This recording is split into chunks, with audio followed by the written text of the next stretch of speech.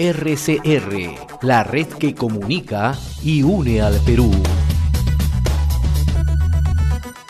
A esta hora vamos a establecer comunicación con el doctor Fernando Calle Allen, ¿no? El destacado jurista, es magistrado del Tribunal Constitucional y analista en temas políticos, para trazar una mirada cómo está observando el país, ¿no? Luego de esta crisis política, pero en medio de una profunda crisis económica y crisis sanitaria y de salud. Doctor Calle, qué gusto saludarlo. Gracias por atender esta comunicación con Enlace Regional RCR, Red de Comunicación Regional. Muy amable por atender este contacto.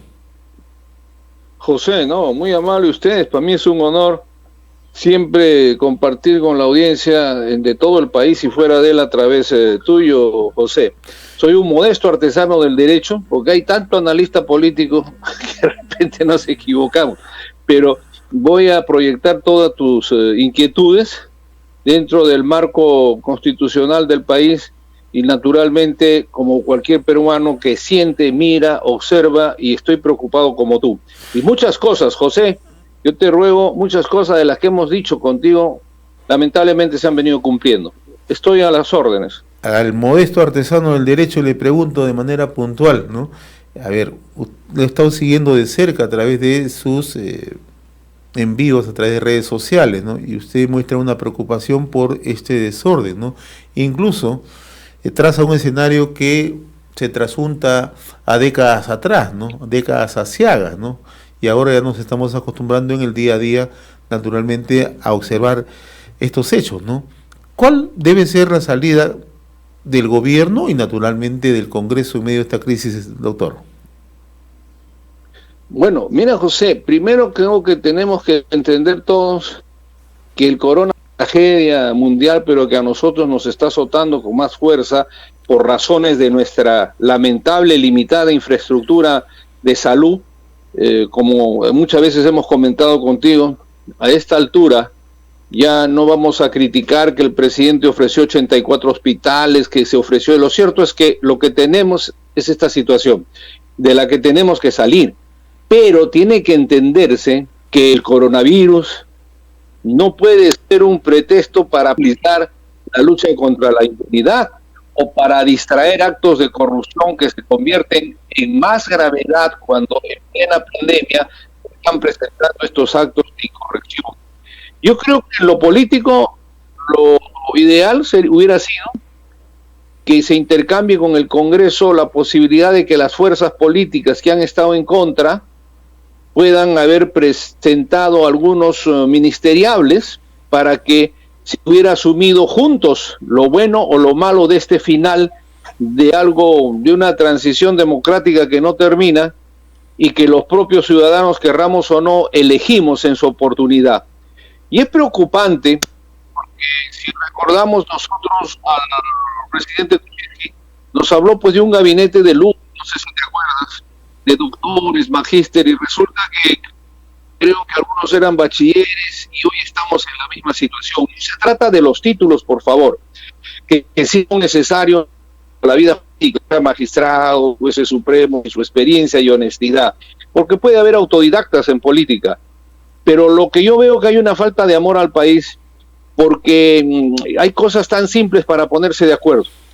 Constitucionalmente tendría que decirles que la gente entienda y no se preocupe porque veo que alguna prensa hace un cargamontón y dice desde lo de la inmunidad, si tú haces memoria hace unas semanas, se acabó la democracia, se torpedea la democracia, se le hace daño a la democracia, no se respeta el check and balance, o sea, la separación de poderes. Y nada de eso es verdad, porque la Constitución prevé desde disolver el Congreso. Claro, este año ya no, pero desde disolver el Congreso hasta vacar al presidente, hasta lo que llama la sección que no se utiliza mucho en el Perú, la sección de preguntas para que los ministros estén todo el día ahí, pasando por la interpelación y la censura. Entonces, es una cosa normal del juego democrático. Y lo que nos hace daño, y vuelvo a insistir en esto, José, lo que nos desprestigia como país, lo que nos hace daño en esta situación de pandemia, es la impunidad porque no puede ser, yo le decía al presidente con mucho respeto, cuando habla de guerra, esta es la peor guerra que hemos tenido, pero en épocas de guerra, cuando usted descubre un robo, un daño en pleno combate lo procesan y lo matan, ¿no? Entonces es una guerra a la cual tenemos que acudir a nuestro sistema de justicia, porque es lamentable que se haya mentido, por ejemplo, en el tema de la cantidad de gente fallecida, cómo se ha mentido en que había facilidades, esta situación incluso de la supuesta meseta y de la famosa curva, ¿no? Entonces, toda esta situación nos lleva a pensar que quedan pocos meses en la que yo diría, con toda humildad y respeto, que estamos en manos, y le ruego, me pongo así con humildad, señores fiscales, señor presidente de la Corte Suprema, Tribunal Constitucional, entendamos que la corrupción que puede haber en el escenario político y en todas las instituciones ya escapa del marco político y pasa a manos de los jueces y los fiscales, quienes tienen que ser sumamente severos, no solamente en la investigación, la rapidez y las sanciones lo más severos posible para que el pueblo vea de que volvamos a recuperar lo que en algún momento pudimos haber tenido, porque la podredumbre moral arrastra 50, 60 años. Entonces, yo quisiera que en esto se entienda y sea un esfuerzo para que en lo político vayamos a una alianza nacional contra la impunidad. Los partidos todos no han llegado al 9, 10%, y la nación tiene necesidad de encontrarse con una fuerza política y líderes unitaria en compromiso contra lo que ha sido y es en este momento lo más terrible, que es la impunidad. Por otro lado, yo creo que sería conveniente armar un equipo que hable de un plan, de un acuerdo de punto fijo. No estoy descubriendo nada, José. Esto se practicó en el caso de Colombia en la época del líder Gaitán y en Venezuela después de la dictadura de Pérez Jiménez. ¿Y qué es el punto fijo? Es que las fuerzas políticas hoy día pueden empezar poniéndose de acuerdo en 5 a 7 puntos concretos, empezando, por ejemplo, por comprometerse ante el país, y eso tendría una fuerza moral más fuerte que aprobar de que un sentenciado no sea candidato. Podrían ponerse de acuerdo que en sus listas, incluyendo la presidencia y vicepresidencia, no vayan personas que estén investigadas o personas con condenas de tipo corrupción, es decir, condenas por corrupción. No estamos hablando de hechos políticos que pudieran tener las personas. Segundo, pueden de una vez comprometerse a una lucha frontal contra la impunidad. Si quieren, analizan la posibilidad de suscribir el convenio con las Naciones Unidas para que se instale en nuestro país la Comisión Internacional contra la Impunidad. Pueden concretarse en un compromiso para que en este periodo que termina o lo que viene de las legislaturas, lo ideal sería ahora, en base a un poder constituyente derivado con el artículo 206, por ejemplo, reformar el Parlamento para que éste se elija cada 2 años o 2 años y medio completo, ni mitades ni tercios, completo, con el derecho de reelección permanente, como también, por ejemplo, aprobar el voto voluntario. Un tema que es vital, que ha quedado en cartera, es lo de la inmunidad, que tú lo has escuchado, han aplaudido, después se deja de aplaudir y lo cierto que está ahí retenido.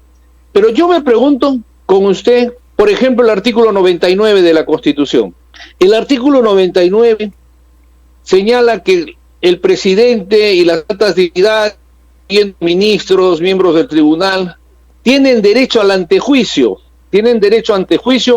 por las infracciones y delitos, dice, delitos, esto hay que ponerle un subrayado, que cometan durante su periodo, teniendo 5 años más allá después de terminar su mandato. Yo me pregunto con usted, con la gente, es que tenemos que estar pensando siempre que vamos a elegir personas que cometan delito. Tenemos que vivir en esta angustia de que no hayan peruanos que no tengan, no sé, la tentación delictiva o que quieran enriquecerse con los dineros de todos los peruanos. ¿Tiene que ser admitido eso?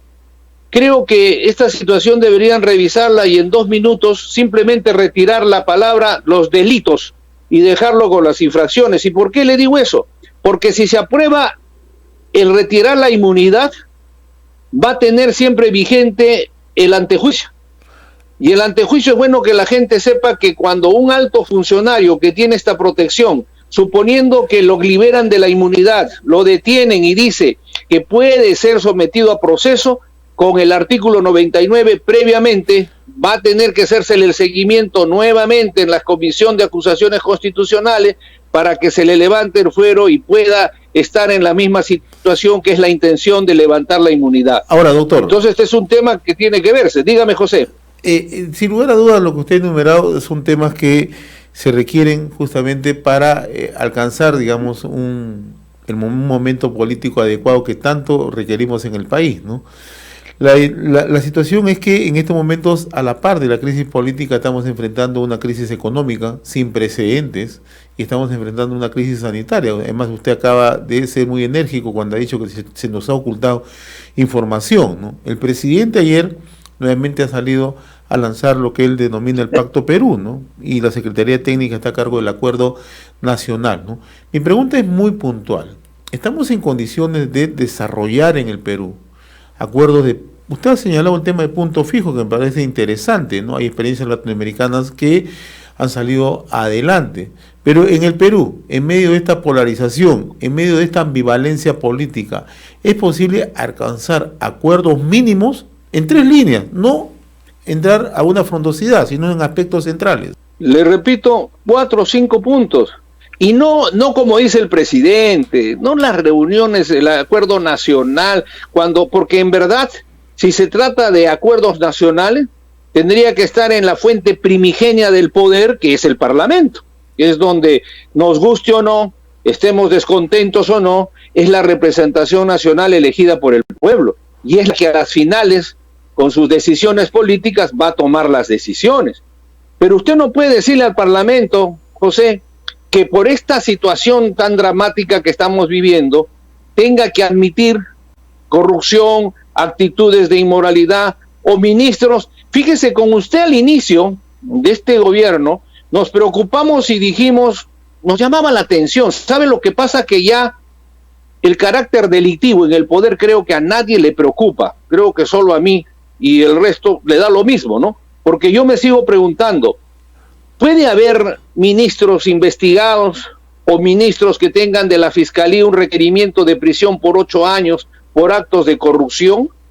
¿Puede haber, y le presento desde aquí por intermedio suyo mis disculpas si estoy equivocado, si tengo una información pésima, que la presidenta de la Seguridad Social, por ejemplo, esté procesada, sea parte de un proceso? Ah, no, eso es nuevo para nosotros. ¿Qué nos está diciendo usted, que la señora Molinelli está procesada? Bueno, yo he leído las comunicaciones desde anterioridad de que estaban en algunos de los casos en los que incluso el señor presidente tenía alguna incomodidad, ¿no? Pero y eso viene de procesos anteriores. Ese es un tema que además tiene que exigirse al Ministerio Público y al Poder Judicial, porque no puede ser, José, de ser cierto que haya investigaciones y procesos que estén eternamente investigados, pues eso no puede ser también.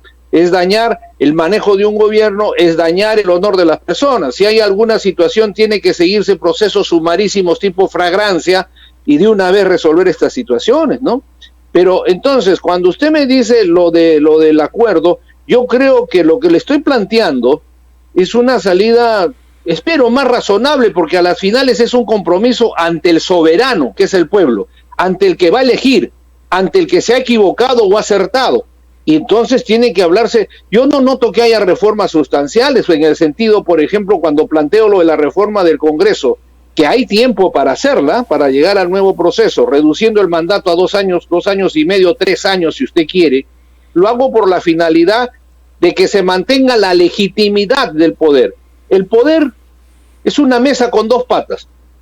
La legalidad, que ya la tienen por los procesos que han existido, la sentencia del Tribunal Constitucional, con la cual podemos discrepar lo que fuera, pero ahí está. Y la otra es la legitimidad con la que ingresaron, en esta oportunidad no con tanto entusiasmo, ¿no? Porque ha habido 12%, 10%, 5%, pero es el respaldo y la legitimidad con la que ingresó el Congreso y el propio gobierno en su oportunidad, que no fue una mayoría extraordinaria.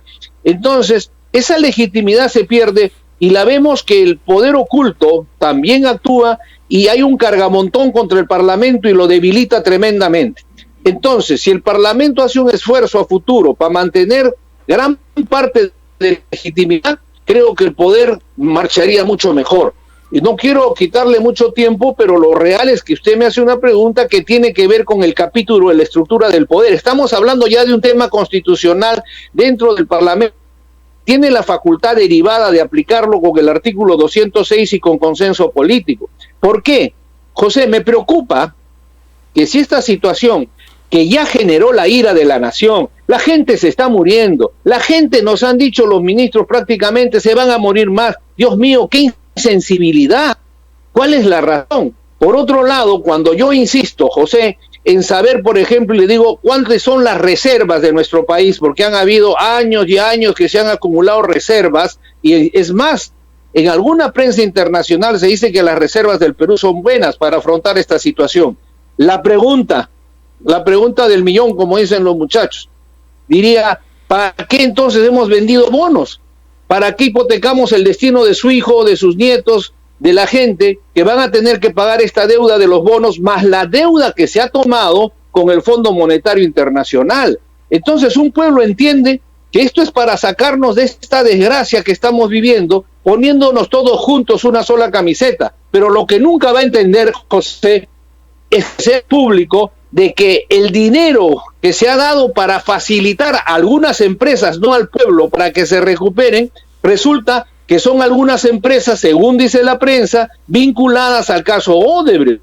O vemos el tema de algunos árbitros que teniendo proceso, investigación y siendo en algún momento sus propios colegas le decían que era el que los había denunciado injustamente, que no tenían nada que ver, pues ese señor resulta también que ha recibido un aporte de dinero a intereses muy bajos que no recibe el pueblo.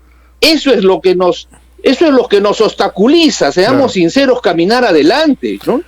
Y eso tiene que aclararse y acabarse, José, porque si no, nos vamos a desangrar y no es justo, no es noble, no es, fíjese usted, no, ¿cómo le puedo decir? Diera la impresión, hay un filósofo de la época de la Revolución Francesa que justamente señalaba que algunos políticos que no tienen principios morales se aprovechan de la ignorancia y a veces hasta del silencio y cobardía de la gente para engañar y hacer daño. Muy bien, y eso doctor. no se puede admitir. Doctor Fernando Calle, como siempre yo le agradezco, el tiempo a veces queda corto, pero con el compromiso de seguir molestando más adelante. Por supuesto, José, yo lo único que quisiera es haber aportado en algo, pero sí quiero rogarle a usted que comencemos a gritar, a pintar, escribir, lo que fuera, con un grito tremendo de no a la impunidad. ¿Y sabe por qué, José? Porque el poder oculto, que ya destrozó y quiere culminar de hacerle daño a la República, actúa pensando de que somos un cementerio, que usted, yo, todos estamos muertos. Entonces, yo creo que estamos muertos en el sentido de nuestra debilidad. Podemos tener miedo a lo que está pasando, a la muerte, a la enfermedad, es natural. Podemos estar desunidos, pero el poder oculto tiene que recibir un grito de no a la impunidad y nuestra actitud de lucha frente a ello para que vea que no somos un cementerio.